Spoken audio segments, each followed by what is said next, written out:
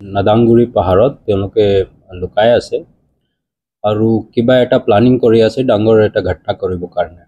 So এইটো সংক্ৰান্তে আমাৰ এডিশনেল SP headquarter SDPO DSP আৰু ষ্ট্ৰং পুলিচ ফোৰ্স এটা অপাৰেশ্যন আমি প্লান কৰিছোঁ সাৰ্চ কৰ্ডন এণ্ড সাৰ্চ কাৰণে। তেওঁলোকে তাতে গ'ল ভিতৰত যেতিয়া তেওঁলোকে সাৰ্চ কৰি আছিলে মৰ্নিং अराउंड 6 AM তেওঁলোকত ফায়াৰিং হ'ল।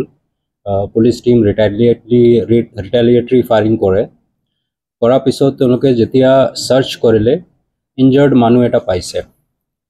তাক আমি হস্পিটেল ইমিডিয়েটলি শিফট কৰিলোঁ। হস্পিটেলত ব্ৰড ডেড ডিক্লেয়াৰ হ'ল। পিও যেতিয়া আমি সাৰ্চ কৰিলোঁ তাতে পিষ্টল এটা, দুটা গ্ৰেনেড আৰু বাকিখিনি বস্তু পাইছোঁ।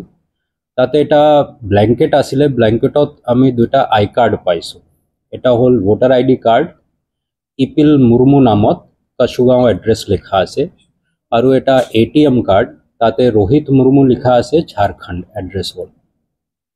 এই মানুহ আমাৰ কাৰণে ইম্পৰ্টেণ্ট হয় কিয় কিছুমাহ আগতে ঝাৰখণ্ডৰ পৰা এটা পুলিচ টিম আহিছিলে ইয়াক খুজিবলৈ। যেতিয়া আমি কেছ কাৰণে তেওঁলোকক সুধিছোঁ তেওঁলোকে কৈছে কি অক্টোবৰ 2024 ঝাৰখণ্ডত সাহেবগঞ্জ ডিষ্ট্ৰিক্টত এটা ৰেল লাইনত ব্লাষ্ট কৰিছিলে আৰু সি মেইন মানুহ আছিলে ইয়াৰ গ্ৰুপ নাছলা। তেওঁলোকে তাতে ৰেছপন্সিবিলিটি লৈছিলে আৰু তাৰ পৰা পলাইছে ইয়াতে লুকাবৰ কাৰণে। আৰু যেতিয়া আমি সুধিছোঁ তো তেওঁলোকে কৈছে 2015 পৰা কেইবামান ঘটনা হি কৰিছে, ব্লাষ্ট, কিডনেপিং তেনেকে আৰু 10 বছৰমান তাতে হি এক্টিভ হৈ আছিলে। ইয়াৰ ষ্ট্ৰং মাওইষ্ট কানেকশ্যন তেওঁলোকে ওলাইছিলে, সেইটো কাৰণে তেওঁলোকে NBW লৈ পেলাই ইয়াতে আহিছিলে। আমি আমাৰ যেতিয়া ৰেকৰ্ড চাইছোঁ তাতে আমাৰো এটা আৰ্মছ এক্টৰ কেছ হয় 2014 তাতে ইয়াৰ NBW হৈ আছে। আমি খুজি আছিলোঁ তাক। আপোনালোকে জানে কি 23 তাৰিখে মৰ্নিঙত এটা ঘটনা হৈছে আমাৰ ডিষ্ট্ৰিক্টত। তাতে সেম মডাছ অপাৰেণ্ডি যেনেকে 24 ঝাৰখণ্ডত হৈছে সেম মডাছ অপাৰেণ্ডি ইয়াতে হৈছে।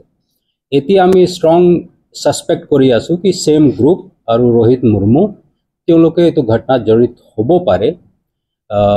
এতিয়া আমাৰ ইনভেষ্টিগেশ্যন সেইটো ফাললৈ যাব তেওঁলোকৰ কিবা কানেকশ্যন আছে না, কিন্তু আমাৰ ষ্ট্ৰং সাসপিশ্যন এতিয়া যেনেকে সাৰ্কামষ্টেঞ্চিয়েল এভিডেন্স হৈছে আৰু তেওঁলোকক আমি ইয়াতে পাইছোঁ। তো কিবা এটা লিংক ষ্ট্ৰংলি আছে, কিন্তু কেনেকে কি এভিডেন্স আছে ইনভেষ্টিগেশ্যনত আমি পাই যাওঁ। হোৱা পিছত বাকিখিনি মানুহে পাহাৰ আৰু ওপৰত গৈছে। আমাৰ দুটা টিম এতিয়াও তাতে আছে, খুজি আছে। আমি আশা কৰি আছোঁ সন্ধিয়ালৈকে আৰু মানুহ পাব পাৰোঁ।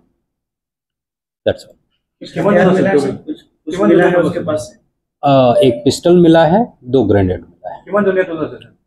खबर मते अप्रॉक्सिमेटली 10 पीपल এটা আমি পাইছোঁ। বাকিখিনি তেওঁলোকে পলাইছে। টিম আছে, সন্ধিয়ালৈকে কিবা এটা আৰু পাব পাৰোঁ।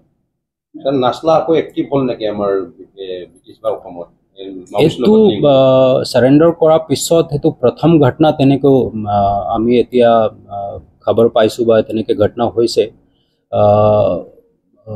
যিমান মানুহৰ নাম পাইছোঁ আমি তেওঁলোকক ধৰাৰ পিছত গোটেইখিনি গম পাই যাওঁ কি এক্টিভ হৈছে না নাই, কিন্তু এটা ষ্ট্ৰং কানেকশ্যনটো আছে।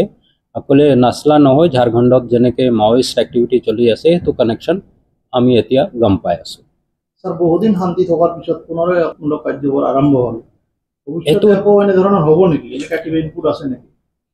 এইটো প্ৰথম ঘটনা আৰু এইটো আমি খুব চিৰিয়াছলি লৈছোঁ। ষ্ট্ৰংগেষ্ট একশ্যন আমি ষ্টাৰ্ট কৰিছোঁ আৰু ইনভেষ্টিগেশ্যন ভালকৈ চলি আছে।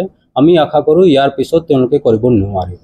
গোটেইখিনি যিমান মানুহ জড়িত হৈ আছে তেওঁলোকে ধৰা পাৰিব বা বেলেগ পুলিচ একশ্যন হ'ব।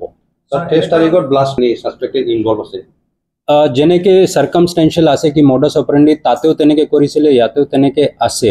তো ষ্ট্ৰংলি আমি সাসপেক্ট কৰি আছোঁ কি তেওঁলোকে তাতে জড়িত আছে। ইনজাৰ্ড হৈছে, তেওঁলোকে মেডিকেলত আছে। আমাৰ SDPO আৰু বাকী 3-4জন তেওঁলোকে ইনজাৰ্ড হৈছে, তেওঁলোকে এতিয়া হস্পিটেলত আছে। স্যাৰ এনেকৈ হ'ব পাৰে নেকি যে মাওইষ্ট অসমত তেওঁলোকৰ এক্টিভিটি এক্টিভ কৰি আৰম্ভ কৰিছে, এনেকৈ হ'ব পাৰে? তেনেকৈ হ'ব পাৰে। ক'ত গুলি লাগিছে পুলিচৰ? চৰি, গুলি লাগিছে? পুলিচক গুলি লগা নাই, কিন্তু যেতিয়া তেওঁলোকে ডাক কৰিলে বা চেজ কৰি আছে, তাতে তেওঁলোকে দুখ পাইছে, সেইটো কাৰণে মেডিকেল তেওঁলোকে ট্ৰিটমেণ্ট লৈ আছে।